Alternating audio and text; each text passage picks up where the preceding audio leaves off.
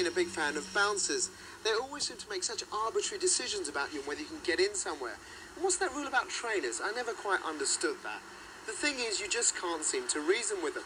But one group of East London bouncers are trying to shed that uncompromising image by offering a more enlightened approach to security.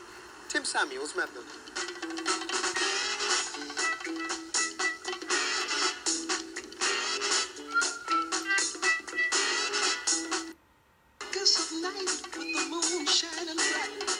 Have I ever used a firearm? Yes, sir. I have used a firearm.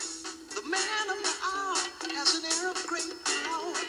The dudes have envied him for so long.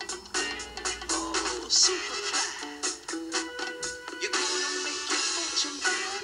Just needed some big like guns and stuff like that. Word on the streets from back in the day was that Ez was the man to see. Hard to understand, but a hell of a man. This kid is Didn't know Ez, but I knew his reputation and the company's reputation. They were sort of like a proper firm, as we used to call it. Sort of like you wouldn't go out your way to upset WK Security. you're gonna make your fortune back. But if you lose, don't ask no questions why. As K-Tel looks every inch a bouncer not to mess with. Years working pubs and clubs around London, tonight Ez is running the door at the Lytton Tree in Dartford.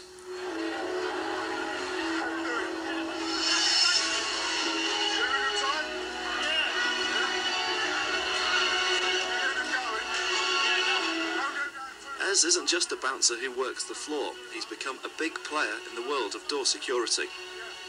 Right hand back of your head. Put your right hand back of your head. Now, it's complied.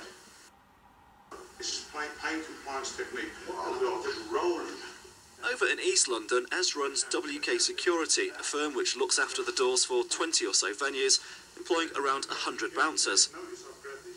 The intention, again, is not confrontation. It's not to be overtly aggressive, but I'm going to let him know. I've already disorientated him. Now I want to bring him to his senses and say, listen, your behaviour, because of your behaviour, I've had to do this. Now you're going out. You're going out.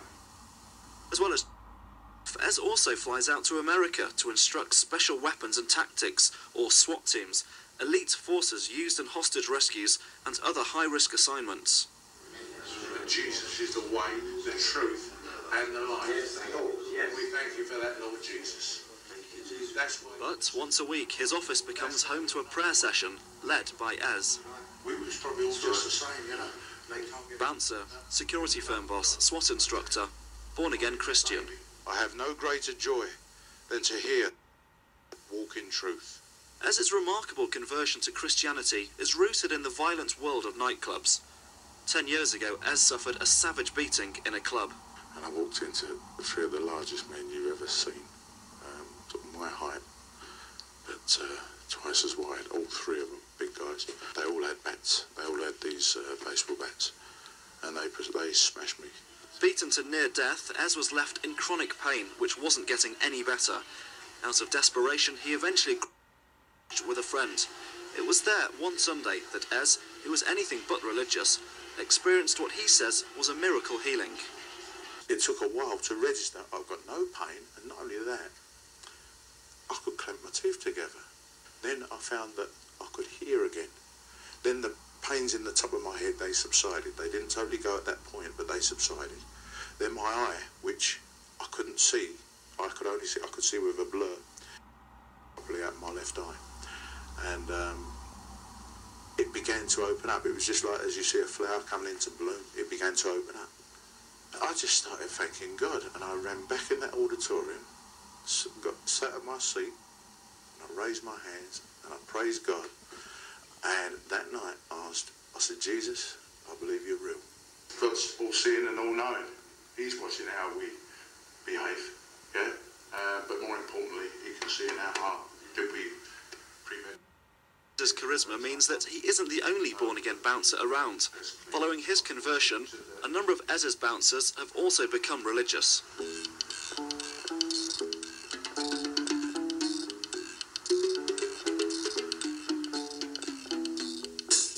Then when I became a Christian, it was totally different. I actually realised what I was doing was going the opposite way. I was digging a bigger hole, and who knows, within 6 months to a year, I may have been dead, imprisonment. There's no, I can't go. There's no good outcome of that. But now I'm a Christian, I've got a future, I know where I'm going in life.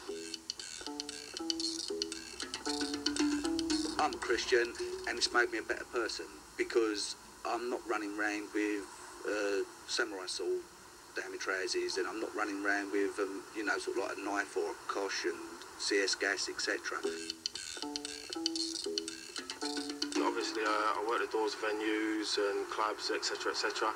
And there is all chance that there could be full-on trouble or violence, what have you, knives, bottles, anything like that. But when you balance it with the faith, you know he's always watching over you. He's always looking down and you're watching what's going on. And so far, as you can see, I'm all right. Hello, how you doing, man? You still praising the Lord? Yeah, I'm still praising the Lord. Yeah. In your days, what were the worst acts of violence that you were responsible for? I think a couple of people have been hospitalised. Badly? Fairly severe, yeah. When you're walking around the pubs and the clubs where you work and people are drunk, they're taking drugs and all sorts of other stuff, do you ever think to yourself, this is Sodom and Gomorrah, this is just a pit of immorality? Yeah, many times I've thought that sinful acts, I mean, that's what draws people, because it's a temporary enjoyment. But the Bible says that the wages of sin is death. You're on the road to death or destruction. And we don't see that because we're looking for the quick fix, and we're looking for it right now. The first time they met, Ez was out of control and being locked into a cupboard at a nightclub. But Pete, the Lytton Tree, has been best friends with Ez for 20 years. I think the religion's done him power of good. Like, I don't think it's done me any good, but I think it's done us a lot of good. But you're still happy that Ez can provide a decent door service for your pub? I can't fault them. I cannot fault them. They're superb. They're polite to the customers. They're smart. I can't fault them. If it does come to a rumble, you can still count on him? Oh, definitely. I'd let him stand in front of me.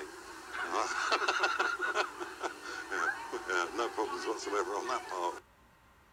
Ultimately, your job is one which requires a certain degree of aggression and sometimes violence. How do you reconcile that with being a pretty fervent Christian? I don't mind admitting and acknowledging that I was a person that done some bad things. But there's a saying, an old adage, that a leopard can't change its spots. But in my case, the Lord changed me. He changed me. He began working on the inside and bringing that way to go. I'm better today because of him.